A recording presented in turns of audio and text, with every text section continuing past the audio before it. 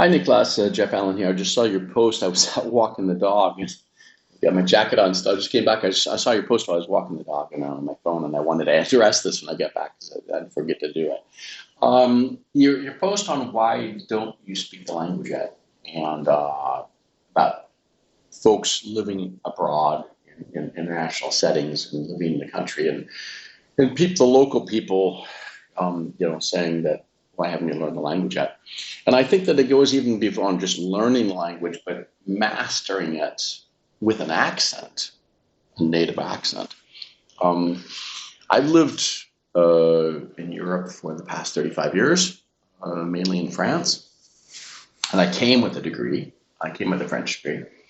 I learned the language and spoke it fairly fluently before I came, and and it's funny that over the years, I've even back in the states, I taught language too, for taught in the university, taught in business, professionals, executives, and one of the things that I found, I think, in all of this, and in helping people relocate too, and working, writing a lot of papers on how to help people, expats that are going on a 2-year stint, to encourage them to learn language before they go, right? And it's not just language; it's culture too. I think there's more to it because when people go abroad, and I've seen this happen, would they write back, to their clubs or to their friends or churches or whatever, and they'd say, this is what I'm encountering, and they're all counting this. They often say the same anecdotes. They eat horse meat or something.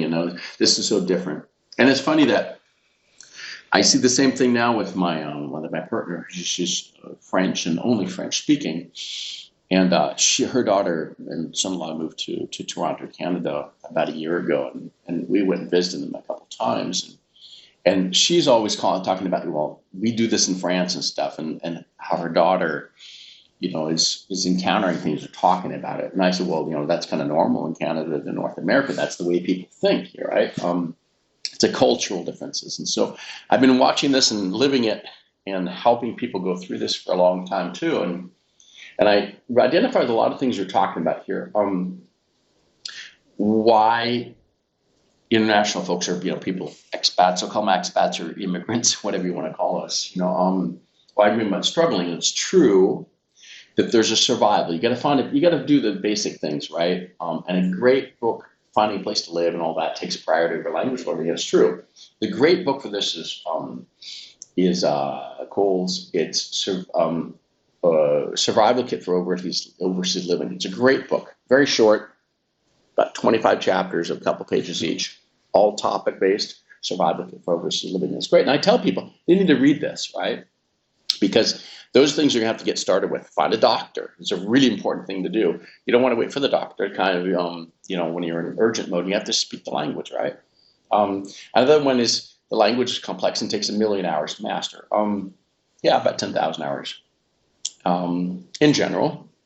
It goes faster if you're doing other languages, though, obviously, but all languages are complex. There's no harder language. They're all hard depending on where you're coming from and where you're going to, right? Locals switch to English when you try to practice. And this is a really interesting thing because when I wanted to start learning German, I worked for a German company. I live in France and work for a German company, and I wanted to learn German. Well, get my German up to a higher level, right, to be able to attend meetings. Because I could go and tourism, find the toilets and stuff and find the train station, all that, and buy food and stuff. But I want to improve it. So I convinced my boss, a German, to let me do it. But the problem that I found with my bosses and colleagues going over phone calls, right? A lot of this is video kind of conferencing and stuff, is that they don't want to slow down and speak, right? They don't want to slow down and take the time for me to be able to try and master the German language as they already are able to do in English. So, and I even had one of my bosses at one point say, I'm not here to be your language teacher. And that's pretty discouraging, right? But I learned it very, very fast taking courses, right? But you have to, and so they will switch to English, right? Or they'll do it in English, just as the same thing I do even in French. Whenever we're in the French speakers at work, we will speak in French until someone from another language doesn't speak French, gets there and well speaking English, right? So it's the same thing that we're doing in different cultures, but the locals will switch to English when you try to practice because we're in a mode right now. We are in a situation where everything has to be fast, consumable information. It's on the phone, easily accessible. Google replaces all encyclopedias and dictionaries, right? And everything else. So I think there's a bit of that, a lot of that involved. I agree.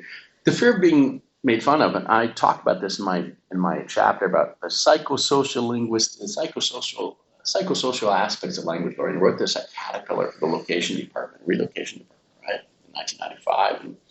And the fear of being made fun of, and what you have to do is speak like a child, learn to speak like a child, simplify everything, and do it. But the problem with adults, age 10 and on, is that when you're 10 and younger, you don't have no fear of anything, right? You see this, my kids when they learn to ski when they're 5 years old, they have no fear of anything, right? They're so low. You fall down, it's no big deal. Adults, we have fear because we've grown up with, since our adolescence years, with being mocked and being made fun of, right? So we try to do things to avoid being made fun of. And so this applies to language learning. If you learn it after that critical period, right? The critical period that the foundational years is, the first 5-10 years. There's a lot of debate on this, and I don't want to go into all the literature about that, but that period of before the fear sets in of, all this that adults have, we struggle when we learn languages as adults, which children don't have, right? Because and some children can learn 5 languages at the same time. Go to Africa. Lots of people learn languages per context, right? And then the last point you see is people ask you why you don't speak the language out. And there's a bit of that. And even further than that, I want to give some examples, is they say, why haven't you lost your accent yet? I've had people that they only speak French. They don't speak English at all. And they'll criticize you for your accent, that you haven't lost your native accent yet. Now, my partner says that my written French is better than anybody in her network, right? So her kids, her family and stuff, it's just perfect for that. But I did a master's in this. I spent years publishing in French, right? Now I tell the people when they say to me, "Well, I haven't lost your accent yet," I said, "Well, why don't you speak English?" Because you can't speak English as well as I can speak French. And on top of it, I said, I have jobs you can't have, right? Because it doesn't matter if I have an accent or not.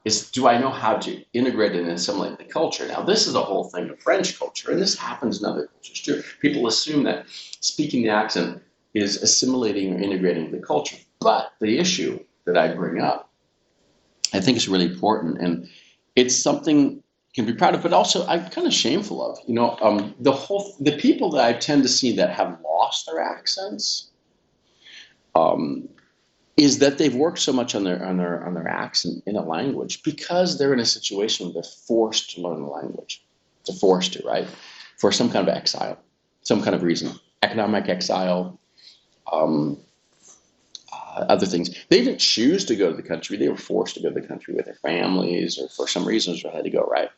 Now, people that choose to go to another country, they have the option to do that, right? And so they tend to be in a position that they aren't desperate, right? So, and this, I'm not saying this is good. I'm just saying this is reality. And so the people that tend to don't get their accent to really, really close is because they can do other things, right? They get jobs that are good, decent jobs in the country, the local country, and they can survive, have an accent, and they can do business and live in the community and everything. And people make fun of it, but they can be more successful than people in the community because they've learned to integrate that. Now, the accent part is really interesting. And I think this happens a lot in countries that I've dealt with a lot of this and explained in my different video book series on the working with Americans, break the French, break the Germans, and all of that.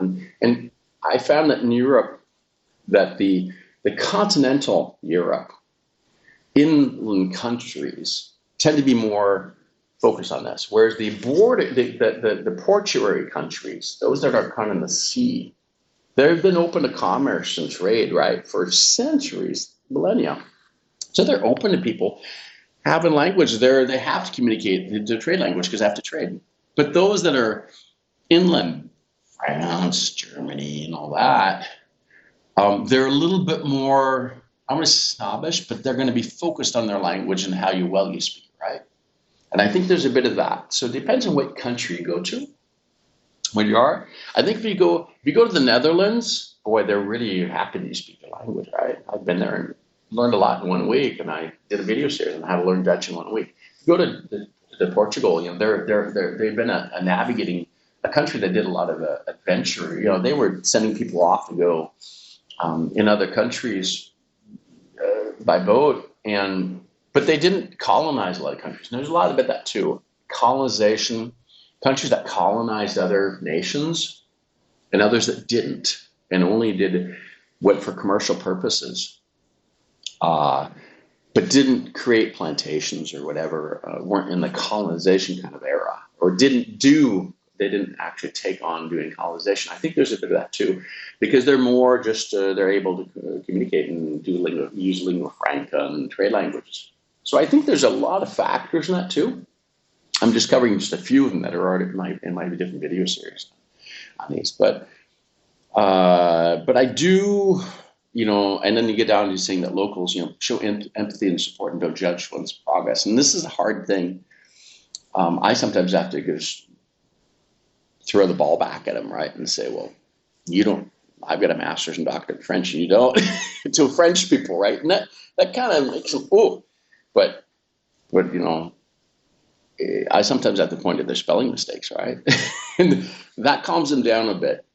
Now, you don't want to have to do that all the time. That's not a good approach, but sometimes I do that if I have to.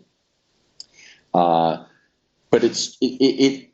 people showing it's hard to do that. It's showing. I think what's really important to do here is try to convince the masses of the locals to show empathy and support. Is harder to do than showing the person that's leaving, going overseas, different strategies to be able to get through this and deal with it, right?